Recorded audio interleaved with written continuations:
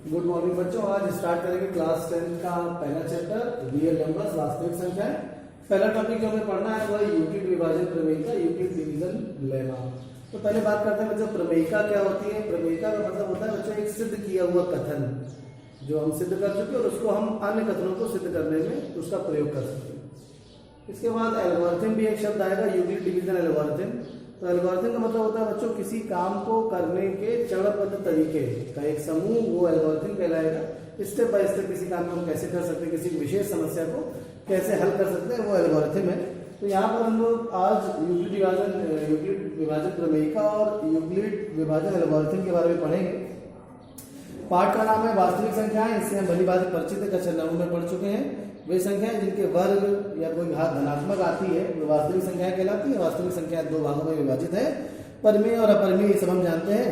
परिमेय में terminating decimal अर्थात शांत दशमलव और आवर्ती दशमलव वाली संख्याएं आती हैं, और अपरिमेय संख्याओं में अशांत और अनावर्ती संख्याएं जैसे √2, √3। और परिमेय में p/q के रूप में व्यक्त कर सकते हैं।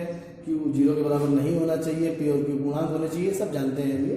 चलिए, तो रिवीजन भी थोड़ा हो गया आपका। अब नाम से स्पष्ट है यूक्लिड विभाजन प्रमेयिका। देखिए, भाग तो हम छोटी क्लासों से करते ही आ रहे हैं, मगर क्या हमने कुछ चीजों में कभी गौर किया है, इस पे विचार करते हैं तो बड़ा इंटरेस्टिंग चैप्टर लगेगा आपको ही।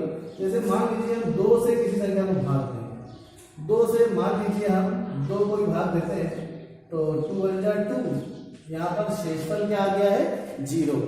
अब अगर मान लीजिए हम 2 से 3 को भाग देते हैं तो 2 × 2 और शेषफल क्या आ गया है 1। फिर अगर हम मान लीजिए 2 को 4 से भाग देते हैं तो 2 दूनी 4 और शेषफल क्या आ गया है 0।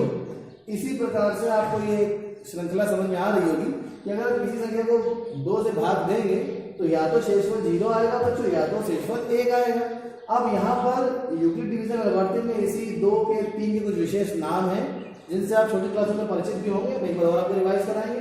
ऐसी जरा 3 के लिए देखते हैं। 3 से किसी संख्या में भाग देते हैं, मान लीजिए 3 से ही भाग दे रहे हैं। 3 × 3, शेषफल 0 आ गया। 3 से 4 को भाग देते हैं, 3 × 3, शेषफल 1 आया। फिर 3 से मान लीजिए 5 को भाग देते हैं, 3 × 3, रिमाइंडर 2 आया, शेषफल 2 आ गया। और 3 से मान लीजिए हम अगर 6 को भाग देंगे तो शेषफल 0 आ गया। और फिर 3 दूनी 6 और 3 को अगर हम मान लीजिए 7 से भाग देंगे तो 3 दूनी 6, शेषफल फिर से 1 आ गया। तो आप देख रहे हैं 0, 1, 2, फिर 0, 1। इसका मतलब क्या है कि अगर किसी भी संख्या को बच्चों 3 से भाग देंगे तो शेषफल या तो 0 आ सकता है, या तो 2 आ सकता है, या तो 1 आ सकता है।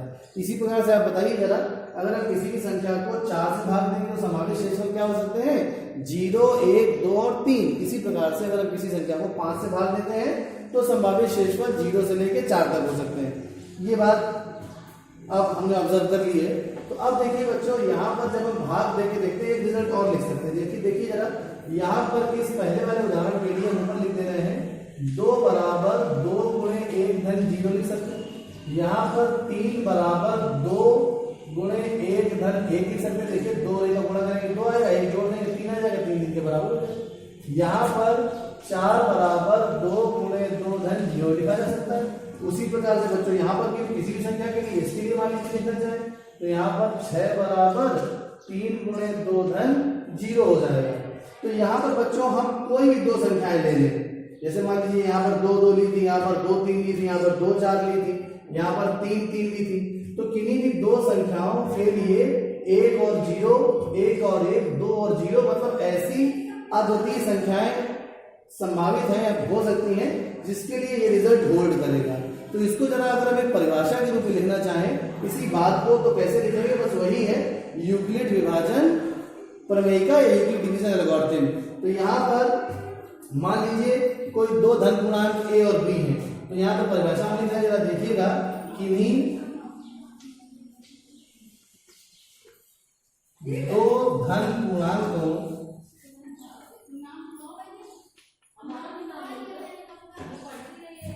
a व b के लिए ऐसी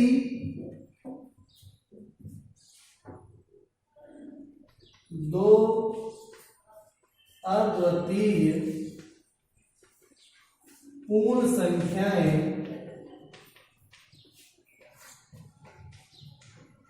विद्यमान है कि a बराबर बी क्यू प्लस आर होगा, जहां पर 0 इज लेस देन और equal to r is less than b होगा। अब देखिए जरा, पहले उदाहरण में हमारे लिए a भी 2 था और b भी 2 था, तो हमने 2 बराबर 2 गुणे 1 धन 0 लिखा। तो यानी पहले वाले उदाहरण के लिए q क्या है 1 और r क्या है 0। इसी प्रकार से दूसरे वाले उदाहरण के लिए a बराबर बी क्यू प्लस आर में a 3 है, b 2 है और q 1 है और r भी 1 है। उसी प्रकार से तीसरे उदाहरण में a 2 है, a 4 है, b 2 है, q भी 2 है और r 0 है। तो कहने का मतलब बस इसी स्टेटमेंट को हम लोग कहते हैं यूक्लिड विभाजन प्रमेय का, कि किन्हीं दो धन पूर्णांकों a और b के लिए ऐसी 2 अद्वितीय पूर्ण संख्याएं आगे q और r लिख लीजिएगा, जब लिखना भूल गए, पूर्ण संख्याएं q व r विद्यमान है। बीच में इंसर्ट कर लीजिएगा इसको, कि जिसके लिए a बराबर बी क्यू प्लस आर होगा। हाँ, एक बात और कि 0 इज लेस देन और equal to r is less than b, ये बड़ी आवश्यक बात है। यहाँ पर देखिए शेषफल क्या हो सकता है। शेषफल यहाँ पर जिससे हम भाग दे रहे हैं अर्थात भाजक, देखिए इसका हिंदी नाम भी लिख देते हैं आपके लिए। जैसे मान लीजिए कि हमने एक 3 यहाँ लिखा 7 और 3 दूनी 6 और यहाँ पे आ गया 1। तो यहाँ पर इस 3 को कहा जाता है भाजक, जिससे भाग दे रहे हैं भाजक, अंग्रेजी भाषा में इसको बोलते हैं डिवीजन। उसके बाद इस 7 को कहा जाता है भाज्य, अंग्रेजी भाषा में इसको डिविडेंड कहते हैं। और इस 2 को कहते हैं बच्चों भागफल, और अंग्रेजी में क्वोशंट कहते हैं। और ये है शेषफल, रिमाइंडर कहा जाता है इसको। अब देखिए बच्चों, यहाँ पर भाज्य को हमने a से व्यक्त किया है, भाजक को b से व्यक्त किया है, भागफल को q से व्यक्त किया है और शेषफल को बच्चों r से व्यक्त किया है। तो रिजल्ट आ गया a बराबर बी क्यू प्लस आर, 7 बराबर 3 गुणे 2 धन 1, सभी के लिए ये होल्ड करता है। अब ये देखने में जितना आसान है बच्चों, उतने ही ज्यादा इसके अनुप्रयोग है। तो बहुत ध्यान से इस चैप्टर को हमें पढ़ना है, किन्हीं दो संख्याओं का मासापा निकालने के लिए बहुत उपयोगी है और बोर्ड परीक्षा की दृष्टि से भी बहुत आवश्यक चैप्टर है। तो यहाँ पे कहा हमने कि भाई 2 धन पूर्णांकों a और b के लिए ऐसी अद्वितीय पूर्ण संख्याएं q और r विद्यमान है कि a बराबर बी क्यू प्लस आर होगा, जहां पर रिमाइंडर क्या होगा, हमेशा रिमाइंडर जो शेषफल होगा बच्चों वो हमेशा किससे छोटा होगा, भाजक से। ध्यान रखिए, यहाँ पर हम 2 से भाग दे रहे थे तो संभावित शेषफल केवल 0 और 1 थे, 2 से छोटे। 3 से भाग दे रहे थे तो संभावित शेषफल 0, 1, 2 अर्थात 3 से छोटे। अगर हम 4 से भाग दे रहे थे तो संभावित शेषफल 0, 1, 2, 3 अर्थात 4 से छोटे। तो शेषफल क्या हो सकता है, 0 हो सकता है, या तो भाजक से छोटा होगा, डिवीजन से हमेशा शेषफल छोटा होगा, ये हमें याद रखना है। अब बच्चों अगले वीडियो में इसका हम एप्लीकेशन पढ़ेंगे, इसका उपयोग क्या है आप नोट कर लीजिएगा कि भाई यूक्लिड विभाजन प्रमेयिका का उपयोग क्या है, दो संख्याओं का मासापा निकालने के लिए। चलिए बच्चों, धन्यवाद, अगले वीडियो में।